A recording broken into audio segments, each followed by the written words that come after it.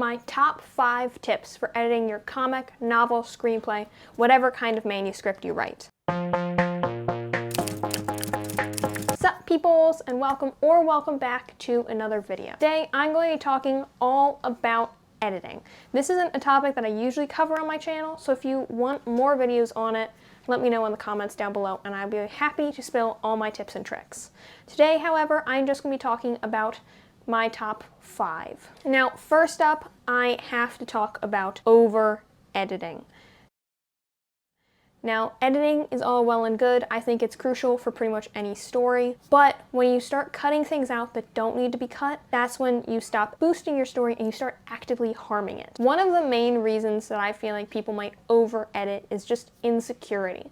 And it's totally natural to feel this about your writing, but I really want to encourage you to think about why you're cutting a scene. If you're going to cut out a scene, is it because you think it's not crucial to the plot? Is it because you think it messes up your pacing?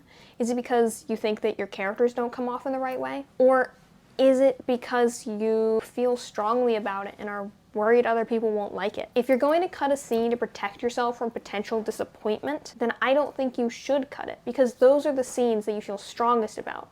And that means they're the scenes that make your story unique. They're the scenes that make you as a writer shine through. For example, in my own comic series, Project Punk, which I vlog the process of writing, so you can check those videos out up above, I love writing flashbacks. And I had an actual opportunity where they fit naturally into the story. So I have what I call my wild card issue. And this is the issue every 6 or so issues, I need to stop saying that word, that I just let myself write whatever I want to write. And these are the issues, I said it again. You could probably play a drinking game with this video, but I'm gonna say it again. These issues are when I let myself write whatever it is I want. And therefore, they're some of my best issues. They're also the ones that I'm the most insecure about. And this is simple, it makes sense.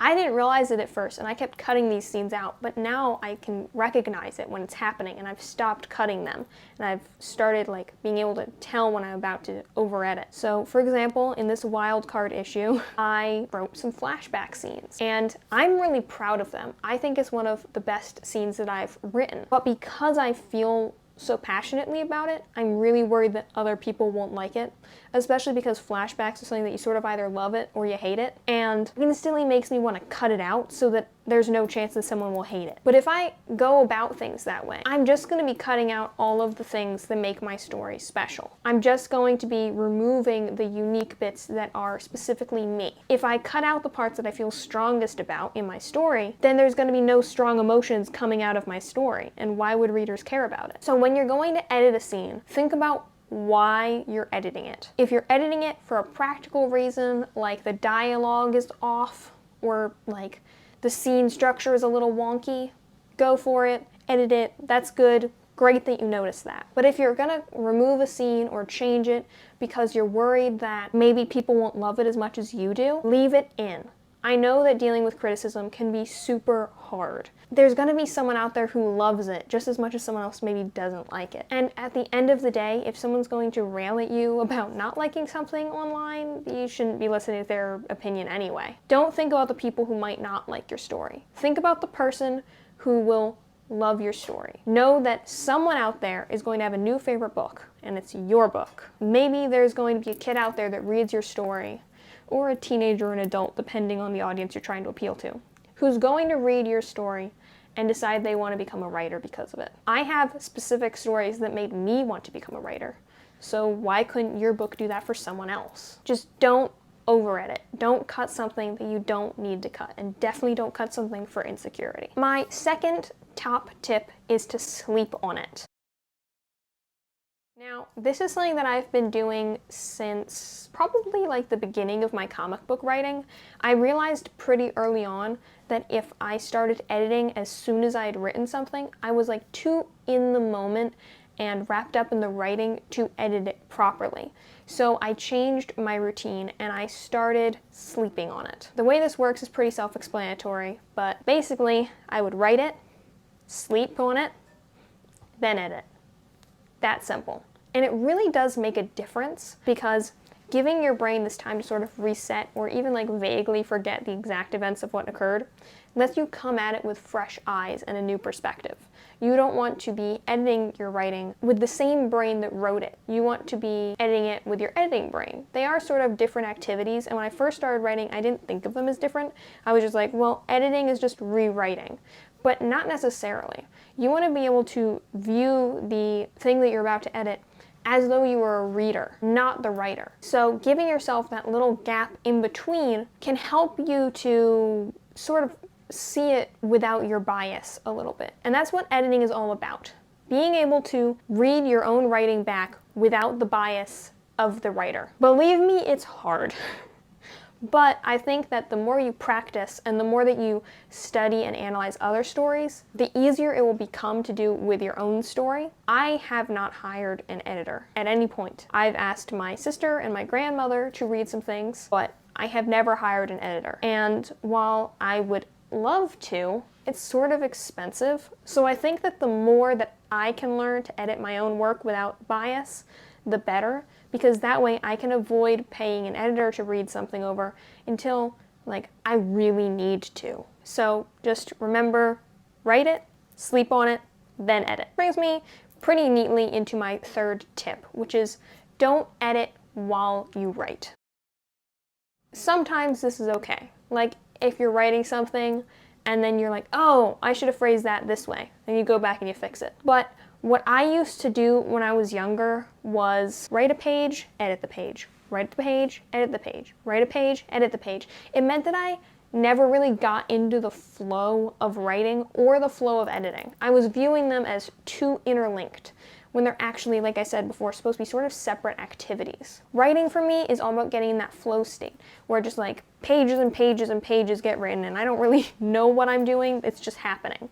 I'm very much a plantser.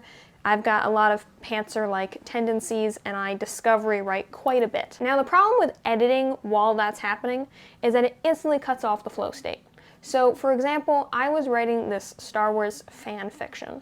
Back when I was like 16, I first started really trying to write good novels. And if you want to learn more about my writing evolution, I guess, and hear some excerpts from things, you can check out the video up above where I talk all about that. And I talk a lot about this little Star Wars fan fiction I'm going to be talking about now. But the problem was that I would write the first chapter, I would know something was off, I would rewrite it. And then I'd write that first chapter and rewrite it, and rewrite it, and rewrite it, and rewrite it, and rewrite it. And that helped me become such a better writer. I really think that that was crucial for me because it gave me an opportunity to practice, truly try and get better at something. But it also meant that I never hit that flow state, and that book never really got past like chapter 4. So I think that if you're very early on and you want to just sort of practice writing the same thing over and over to get better, that's fine. But once you're actually trying to write your book, you sort of have to let go of that perfectionism. I heard this somewhere, I don't remember where. If you know where this is from, let me know, I'd love to credit them. But the first draft is like telling the story to yourself. That stuck with me. Not enough for me to remember who said it, but enough that I quote it all the time. And I think that that's really true. And once I started viewing it that way, my writing became a lot faster and I was able to enter that sort of flow state a lot more. Because whereas before, I would write a page and then feel like I needed to edit that page until it was perfect before I could move on to the next page, which meant a page took me like 2 weeks. Now I can write that page and then the next page and the next page and the next page and sort of get like a whole chapter or even a whole issue of a comic or a whole book done. And then I can go back and rewrite things and edit things, because writing and editing sort of contradict each other in a certain sense. Editing is about being slow and methodical and taking your time, and at least for me, writing is about sort of being fast and just in the moment. So it's sort of hard to do both of those things at once. So that's why I really think that, especially if you're a discovery writer, you should write and then edit. Now, like I said, if you have an idea for an edit just then, go ahead, go back, fix it. That's fine. But if you're like writing the page and then feeling like you have to edit the page before you can move forward, that's just a mental block that you need to overcome. Now, my fourth tip is to read dialogue out loud. Reading writing in general out loud is great for editing. It helps you see where things flow and where things feel a little bit off or sound wonky or whatever it is. But I think this is especially important with dialogue because it's supposed to sound like something that someone would say. So you want to say it. And that's the greatest way to see if it sounds natural. Now, don't worry too much about your writing and your dialogue sounding natural because, I mean, do you really want to capture the feeling of talking to your neighbor awkwardly by the mailbox in your book? Probably not. If that's your intention with that scene, then, I mean, go all out on making it sound natural. But probably you just want to capture this cool story in a impactful moment between characters or something along those lines. So don't worry about it sounding natural, like a real person would say it, so much as making sure that it sounds natural like your character would say it. This tip is from a quote from the back of Saga Book 1 by Brian K. Vaughan and Fiona Staples, and Brian Vaughan said that he doesn't try to make his characters sound naturalistic or even realistic, he just tries to make them sound right. And I think that's such a great tip for dialogue. And when you're editing dialogue, it's easy to see something and like be like, oh, I gotta cut this out, I gotta cut that out, because it doesn't sound realistic enough. But you just need it to sound like what your character would say. It needs to sound natural and realistic for them, not for your neighbor or for you. Anyway, that was a side tangent, bonus tip, I guess.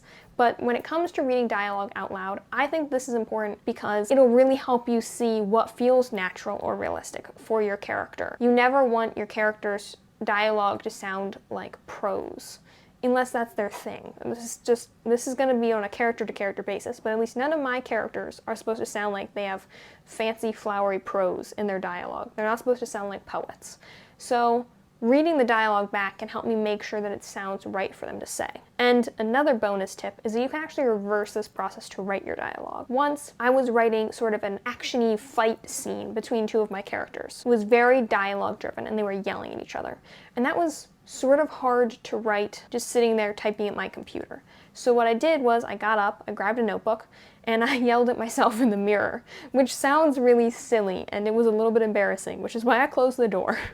But by having this conversation and playing out both sides of the argument in real time, I could figure out what sounded right for the characters to say and what would naturally come to mind as I was embodying them, versus what might come to me while I was typing and overthinking it. I could just react, even if it was at my reflection. And then as I said lines and I felt like they fit or they sounded great for the characters, I would write them down in my notebook, and then later I could bring them back to my computer, organize them in the proper order, and write out the scene. And I think that it's a pretty strong scene personally, and I really benefited from being able to role-play it out a bit. I do plan on making a video about how role-playing can help writing because I'm a D&D player, I love role-playing, and I use it a lot in my writing. Most of my stories started out as sort of like role-play-y situations or stories that I would play out with my little sister. So I really think that role-playing and writing can go hand in hand in a lot of ways. So you should subscribe if you want to see that video, and many others, because I have content like this every single week. Now, my fifth and final tip is also dialogue related, and that is that you should just read your dialogue at one stage of the editing. So let me explain. Basically, you go through with your edit. You're like, I read all of the book, see how it all flows together. Then I'd suggest just reading the dialogue heavy scenes, just the dialogue in them, to see how it flows. So let's say that there's a scene in which Harry and Sally are talking, right? They're having like an argument. There's a bunch of prose in between the different lines of their dialogue though. So you're reading this and the prose breaks up the dialogue. I think that after you edit it that way, you should also just read the dialogue on its own. Cut out the prose, temporarily, and just read Harry and Sally's words, just to see if they sound like an actual argument, to see how they bounce off of each other, and to see how the conversation flows without the prose. I do this with my comic book all the time, especially because comic books, the description, the sort of prose bit that I write, isn't actually going to be visible to the reader. It's just going to be the dialogue, but the prose that I write, the descriptions, are for the comic artist to know what to draw. So I like to, especially for comics, just read the dialogue to see if it flows on its own, because that's all that the reader's actually going to be getting from me. The rest of it is just instructions for other people working on the comic. Now, if you want to learn more about comic book writing, there's not too much on the internet about it, so that's sort of why I initially started my channel. I now also talk about novels all the time, just because I've started writing those as well. It's just become writing all around. but I will link my comic specific playlist up above. Thank you so much for watching. I hope that these tips helped you out. Let me know your top editing tip in the comments below. I would love if this video could become sort of like a little amalgamation of all of our top tips for anybody stumbling upon it. Thanks again for watching, and I will see you on the next page. Till then.